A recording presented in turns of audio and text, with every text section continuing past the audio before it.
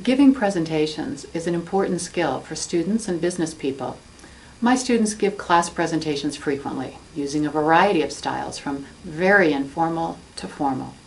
Making and explaining posters is one form of presentation that many students enjoy.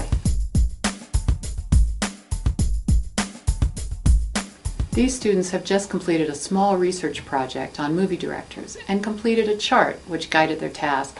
At this point, they could write reports or give basic oral presentations. However, the technique we're going to demonstrate today involves a different form of response. Working in pairs, students will draw posters which represent the information they gathered. Then they'll present that poster to the rest of the class and explain their images. This is really a language rather than an art activity. Think about the discussion and critical thinking that will be needed as the students create that poster.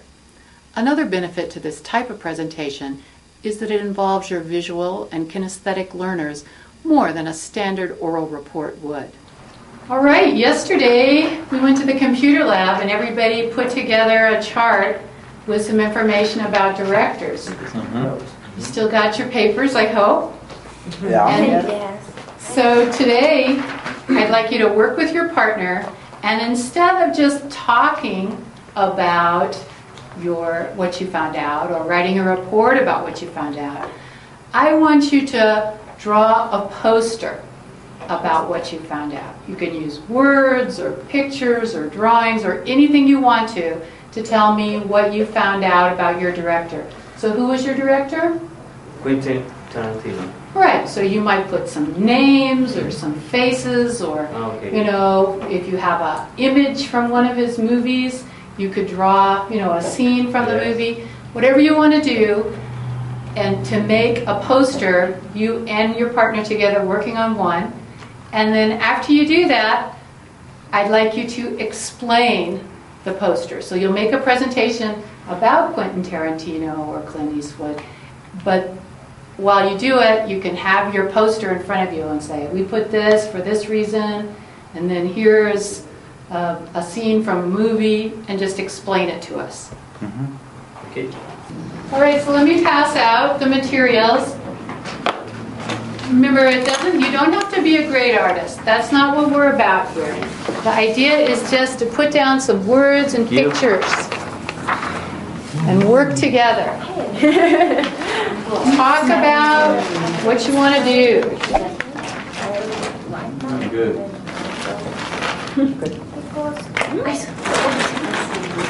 Me neither. And you don't forget you can use this too. So this will be helpful.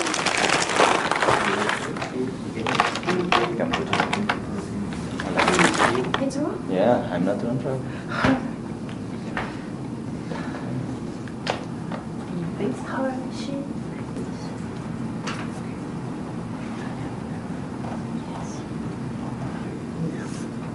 The first movie. No movie. The other one. This guy is doing it. Okay, well, you need to.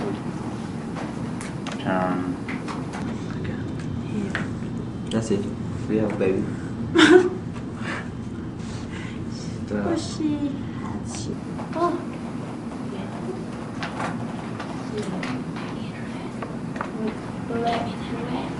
What? Could you put the big one? The big fish. It looks like you've done a great job on these posters. And the next thing I'd like you to do is make a small presentation of them. And I want the two of you to come to the front and just talk about the drawing and your director. Okay. So I'll sit back here and let you take over. Okay, our director is Tim Burton. Our director is Quentin Tarantino. Our director is Clint Eastwood. Beetlejuice Yes. was, I think it was the first one. It's a comedy, but it's a black comedy. Pulp Fiction. This movie is remember the crime novels, okay, with three tales. $1 Million Baby. No, $1 Million Baby. Of course. The styles of the Quentin Tarantino is action. The Gothic city is very dark. This is style. And I think that's it. It's a very passionate movie and drastic with drama. It's a really good movie. How can we use drawing in a language class? My students make posters during several types of activities. You've seen how it works as part of a report on a research project.